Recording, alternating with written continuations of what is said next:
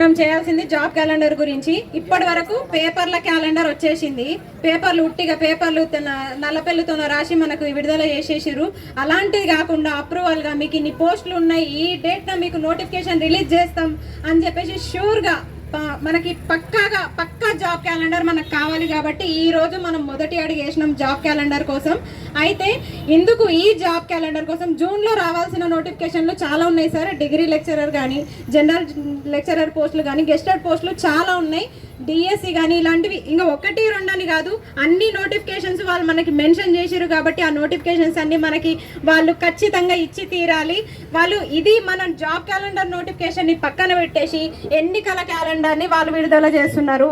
మనకు ఆగస్టులో స్థానిక ఎన్నికలు ఉన్నాయి అని చెప్పేసి మనం ఇంత మొత్తుకుంటున్నా వాళ్ళు మాత్రం వాళ్ళ ప్రయత్నమే వాళ్ళు చేస్తున్నారు. ఎన్నికల క్యాలెండర్ ఉంది, ఎన్నికలు ఇప్పుడు ఉన్నాయి, ఆగస్టులో ఉన్నాయి, జూలై చివరి వారంలో ఎన్నికలు. ఎవరు అడిగిర్రు? మేము సిద్ధంగా ఉన్నామా ఓట్లేసేటోళ్ళము?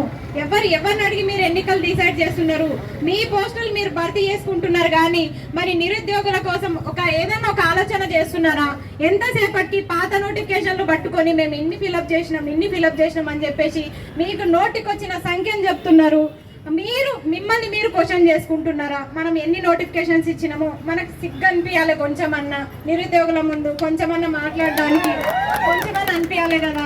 ఎట్లా ఏం ఆలోచిస్తున్నారో నాకైతే అర్థమైతలేదు. 10,000 నోటిఫికేషన్లు ఇచ్చి 10,000 పోస్టులు ఇచ్చి మీరు 50,000 పోస్టులు ఇచ్చినామని చెప్పేసి నోటికి వచ్చిన సంఖ్యను చెప్పుకుంటున్నారు.